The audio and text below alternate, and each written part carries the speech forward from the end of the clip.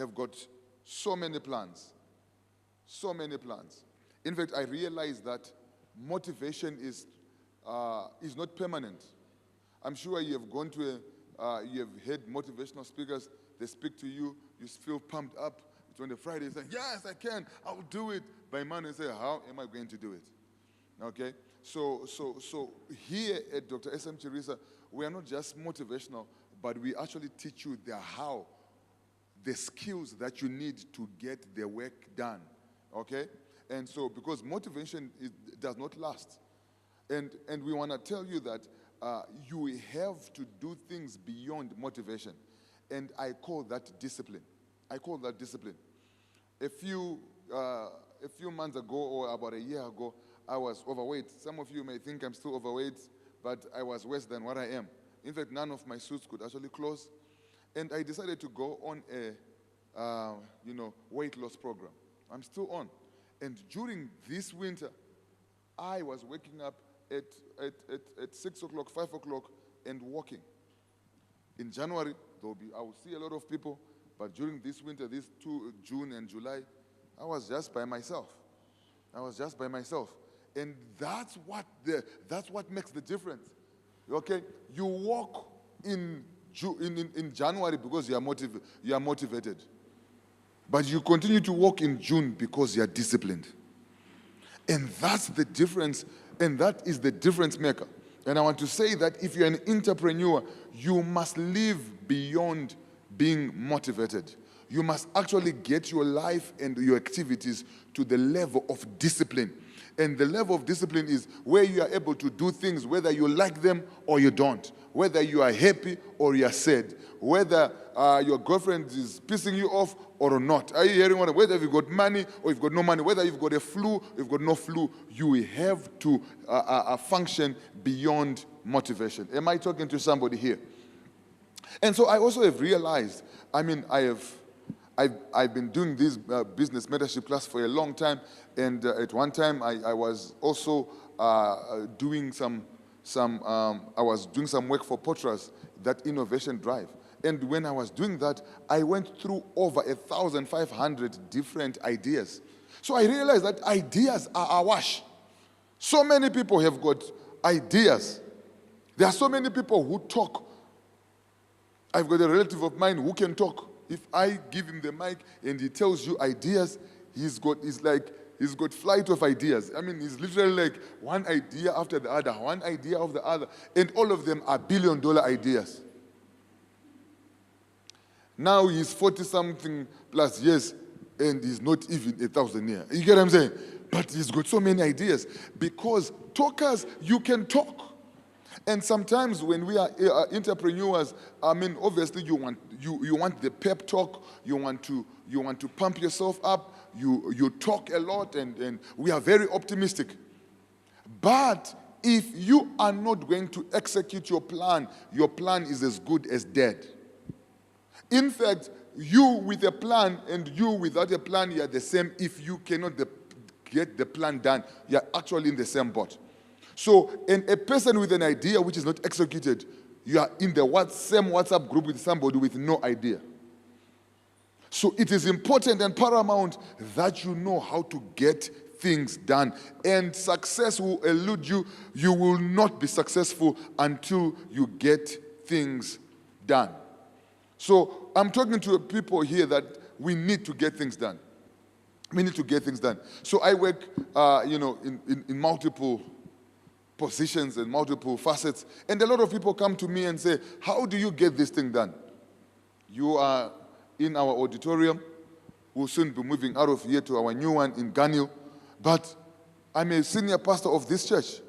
And a lot of people say, how do you get these things done? How are you a senior pastor and the founder of this church, and yet you are also working in the marketplace? So I am the GM of CIMAS Healthcare Services. And under me, we've got a lot of things that we are doing. We've got hospitals, pharmacies, we've got clinics all over Zimbabwe. We've got 14 sites in Victoria Falls, Bulawayo, Gweru, Kwekwe, pharmacies. So we have, in fact, I am in charge of the biggest department or biggest arm of CHIRISA. And so people ask me, how do you get that done? And not only that, I also run my own businesses. And these businesses, they've got also enough people. There are over 200 people employed in those businesses. And then I'm married, I've got kids, and all those kind of things. So how do I get things done? So I've got something to say. I've got something to say. Unless if there's somebody in here who is doing more things than I am doing, then I can give you the mic and I sit down. Is there anybody going once, going twice, going thrice? So you have to listen to me, okay? I'll say, all right. So if Warren Buffett was here, I was going to sit down and listen to him, because he's running better way, and it's a massive empire. So let's look into this. So I'm going to talk to you. There is something that you need to know. Can you guys see that? Is that clear? Is it clear? Are you seeing it at the back? All right. So maybe you listen. I'll try to make it large the next time. One of the things that I want you to do is you need to understand what I call your energy cycle. Everybody say energy. You guys don't have energy. Say energy. Cycle. All right. So what every human being has is what I call an energy cycle.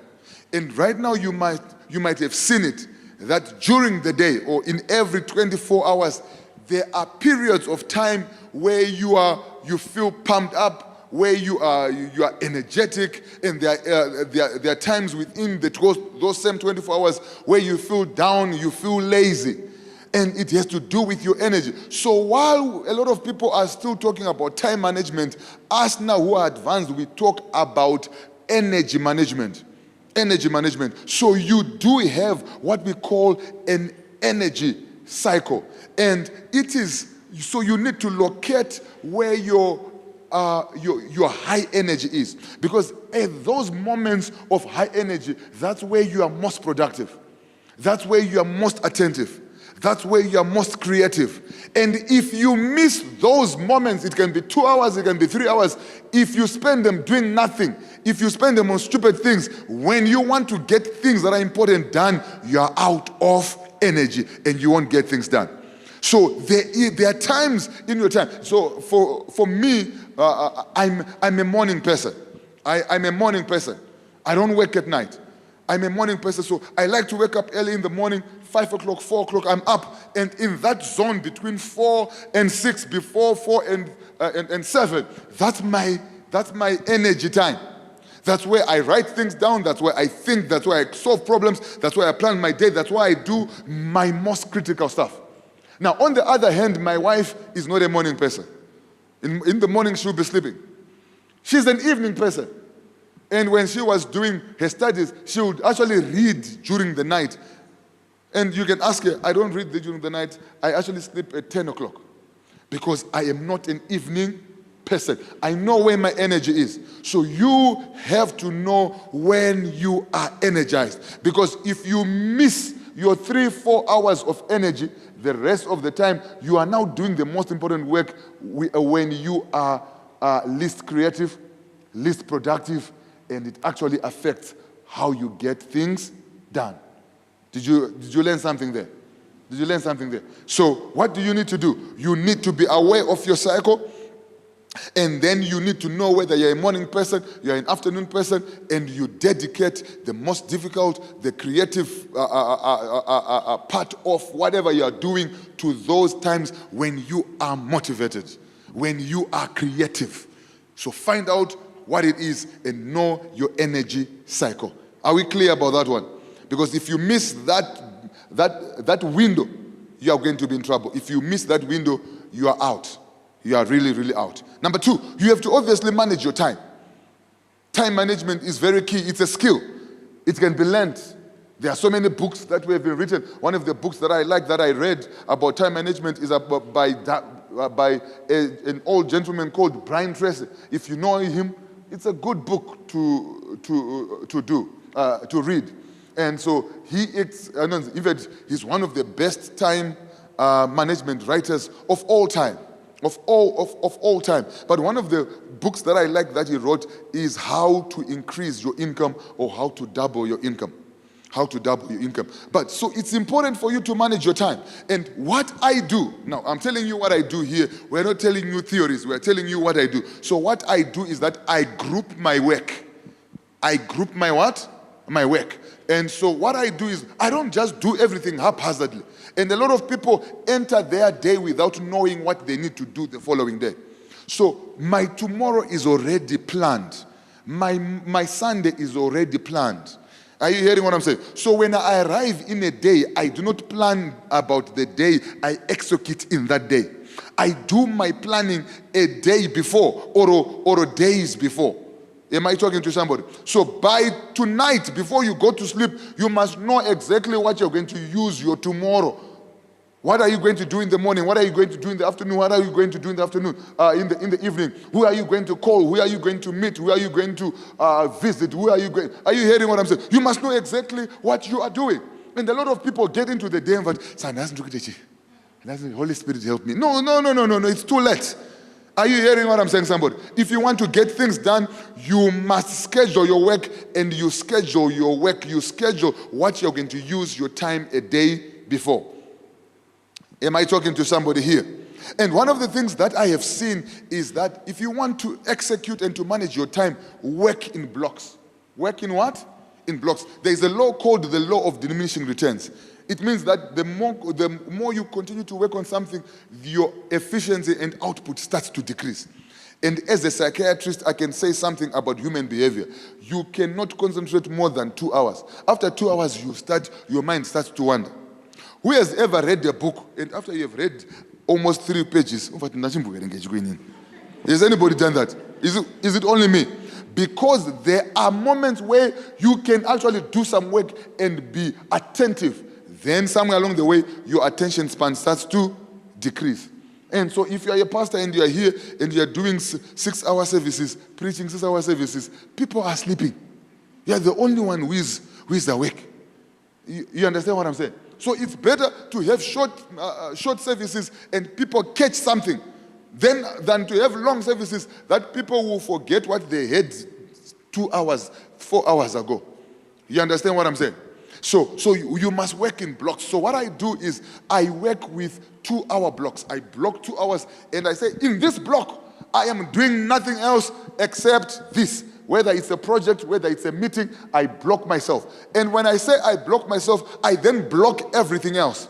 I even block distractions. Are you hearing what I'm saying? So I put my phone on flight mode. You cannot reach me. You cannot call me. I will not even open the door if you knock, because it's my 2 hours of work. You understand what I'm saying? So if you're at home, that's why you say do not disturb. Do not disturb. So at that moment, you cannot reach me, you cannot catch me. And what I will do is that after the 2 blocks, I will see calls, I will see messages, and decide which one to answer, which one to call back. In fact, I usually don't call back, because if it's really important, you keep on calling. So I might have 35 missed calls. I will probably not, if it's my wife, that's the only one I will probably do, or my child. But the rest, I'll wait. Because if it's important, you're going to call back. You understand what I'm saying? Or I will then say, I will then block you. Or if it's important, or if you want to speak to me, I will shuttle you to my call talking time. So in every day, I've got times where I block and say, I'm doing my work. I'm doing office work. I'm doing out of office work. I'm doing calls work. And I'm doing social work. So those who know me at Simas, there are times or 30 minutes where I'm walking, greeting everybody. Ow, ow, ow, ow, ow, ow, ow. You know, I'm actually doing work, but it's part of my blogged social what? Blogged social time. Because you need social equity for you to succeed in business or in life. Are you hearing what I'm saying? But so you must give time for that. You must give time to see your friends. But it's in blocks. Once after that blocks is over, I immediately go and sit down and I'm back on my table and I start to get some things done. You understand what I'm saying? The problem is that you are working haphazardly, work in blocks, decide what you're going to do the next hours, Do it and finish it. You don't stand up there. So that's how I even plan my work, how I do my slides. I say, this time to do the slides for Dr. Esel. Do them. Done. Bah. And I'm done. 2 hours, I'm done. So people say, where do you find time to get this? I make time, I block time, and I use the time efficiently. Most of you block time and then you do other things. So by the time the 2 hours and the day finishes, you have not even done the things that you wanted to say, you had said you're going to do. So you don't get things done. And if you don't get things done, you are not going to make it in life and you are not going to execute your idea. Are we clear? And not only that, be predictable in your time management. So I actually work on a timetable. You remember the timetable that you had in school when you were in Form 4? Geography period, math period, break, science, double combination. Are you hearing what I'm saying? That's how I work. So I put I've got a timetable. So people at my work, they know where I am at whatever. You understand what I'm saying? So everything is pretty timetabled. My meetings, people used to have meetings. They said, no. We have meetings on these days, on these days, and these days. I even has got free time. And in those free time, that's when I put people that are ad hoc. You understand what I'm saying? So I've got free. So the free time is where I put people that want to see me that were not on the plan. So if you call me during my time that I block that I'm doing this, I'll say, you know what? I'm busy right now. Can I talk to you around 3:30? And guess what 3:30 is? Free time. So I never give my productive time to somebody to push their goals, yet mine are at a standstill. But what most of you do is you use your precious time, your energy, your heightened energy time, and your most important goals, you push them away and you attend to other people. Yet you can. That's why I always say that the disorganized are always at the mercy of the organized. Am I talking today? Am I talking today? So, and the last thing that I'll tell you about time management, you must give yourself deadlines. You must give yourself deadlines. If you don't give yourself deadlines, then that thing is forever. I hear what I'm saying? It's a wish. Everything that is important, you must give yourself deadlines. This report must be done by this. My hair must be done by this. This project, this part of it must be done by this. Just like we gave ourselves, a deadline that we must be out of here. I'm sure you saw the confusion out there. Next time if you don't have transport, we'll be busing you to our new auditorium. But we gave ourselves a timetable. Gave ourselves a timetable that by March next year, we'll be out of here. And all the people said, how are you going to do that? I don't know. But whatever, whenever you give yourself a deadline, somehow you get a push. You get what I'm saying? So deadlines are an efficiency and a productive necessity. If you don't give, that's why I say to young men who want to get married, look for the date, the money will come. It will never come. You will be Methuselah and you won't get married. You understand what I'm saying? So give yourself a what? A date. I must do this by this time. I must buy this by this. If you do that, somehow your brain and everything in the world just pushes you to achieve it at that deadline. Clear? All right. Number 3, something which is never talked about. Something which is never talked about. Most people are not productive because of poor mental health. Now, I want to tell you something about being an entrepreneur. If there's something which is so stressful in this life, it is being an entrepreneur. Especially end of month.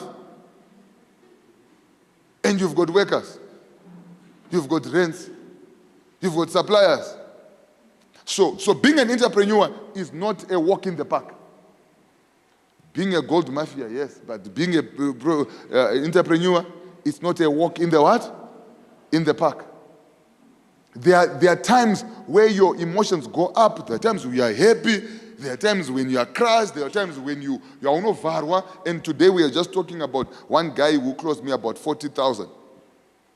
And he was a good guy. He was my friend, married to somebody who was my classmate and everything. And I trusted this guy. He borrowed 40,000, never returned. When I wanted it,